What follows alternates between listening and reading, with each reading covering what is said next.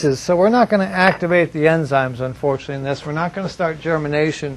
But by soaking them, it softens them, so they get a lot creamier. And if you don't soak your cashews first, this dressing or the icing is going to be a little chunkier. And really, icing should be really smooth and creamy. So take a time and soak them for a good 2 or 3 hours. Dump the water off. And if you have a concern, some people are concerned with the potential of mold formation. Just like peanuts, the aflatoxins that are produced can sometimes irritate the immune system. If that's a concern, take it in a cap full of hydrogen peroxide to a bowl of water, soak it first in the peroxide and water for 20-30 minutes, rinse it, and then just soak it again for a good 3 hours. What you're doing with the food grade peroxide is you're oxidizing any anaerobic bacteria forms. Yeast, molds, fungus, they're all destroyed by the active presence of food grade peroxide. So it's a perfect way to get around that if anybody has a concern about, oh, watch out for too many cashews. And again, I don't think we should overconsume nuts and seeds. They probably shouldn't go more than about 20% in our dietary intake. So in this dish, we've got nuts and seeds represented and a nice slice in dessert. I see no compromise, but I wouldn't have more than about 20% in your diet would be the right ratio. We've got to have ½ cup of liquid sweetener. You could choose agave if you like, but I'll tell you from tasting this by experience, unless you're diabetic, go with the maple syrup because it gives you the character and flavor that it should have. Without it, it's just not right. I like maple syrup as a sweetener alternative because maple syrup, the trees have very deep roots. They draw a high source of minerals. So maple syrup, you just take the sap every spring, you boil it down, reduce the water out of it. You're getting a concentrated form in the sugars, but you're getting a nice concentrated source of minerals. As far as a sweetener, I see what you're getting back is a great source of minerals. So to me, the benefits outweigh the risks. People that are concerned with sugar and they have diabetes, definitely maple syrup does have a glycemic index to it, so it's not the best for diabetics, nor is white sugar or any other form of sugar, really. But if that's not a concern, this would be my first choice. Your alternatives, you could use mesquite flour. You'd have to get it into a liquid state in a blender and use the mesquite if somebody was a diabetic. You could use agave, and agave was touted that it was a low glycemic index. We haven't seen that proven out. And I think now some of the wraps on the agave really are questionable. They're using genetically modified enzymes, some of the companies are, to extract the sugar compounds out of it. They were actually selling corn syrup as agave. There was a lot of misrepresentation. Blue Agave and Madhava are two good companies. But again, this would be my first choice. Probably agave would be my second. But the taste, you're going to love it with the maple syrup, I assure you. 2 tablespoons of coconut oil. This is optional. I think it gives a little more body and consistency. It looks kind of like Crisco oil. And you find most frostings. I remember growing up with the Betty Crocker cookbook.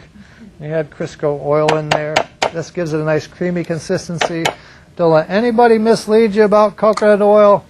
In the early days of nursing, coconut oil was always on the bad list for any cardiac patient because it had too many fats. Now we know these are essential fats. They're long-chain fatty acids. The lauric acid is essential for your immune system. This is a great fat to use in the body. You can use it topically. You can use it internally. And if you're ever going to cook, that's the one oil that tolerates the temperature threshold at the highest level. So what's the safest thing to cook with? Coconut oil. And if you're unsure, log online to YouTube and click in Dr. Joe Mercola. He does a little short 5-minute kind of lecture just on coconut oil. It's a real eye-opener. And if anybody's a doubting Thomas, just have them watch that one, and you can't deny it. A cup of fresh lemon juice, the little tartness to balance off the sweetness. You'll see on the recipe sheet it calls for vanilla bean. If you don't have a vanilla bean handy, which I don't, use the vanilla extract, and about a tablespoon would be your ratio if you're going to use the extract.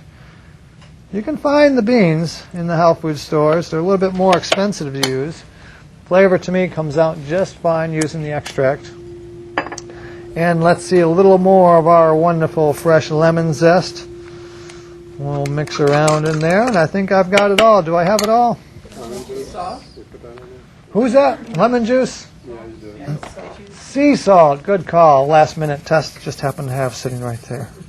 We'll stick our minerals back in. The salt does help, like just with the lemon juice, to help balance off the sweetness. And we'll stick this on until it gets nice and creamy. Lemon juice, 1/4 cup went in. Did I hear lemon juice?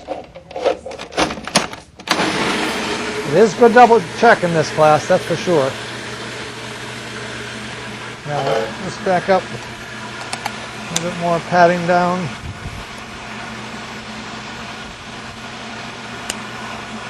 It's almost there.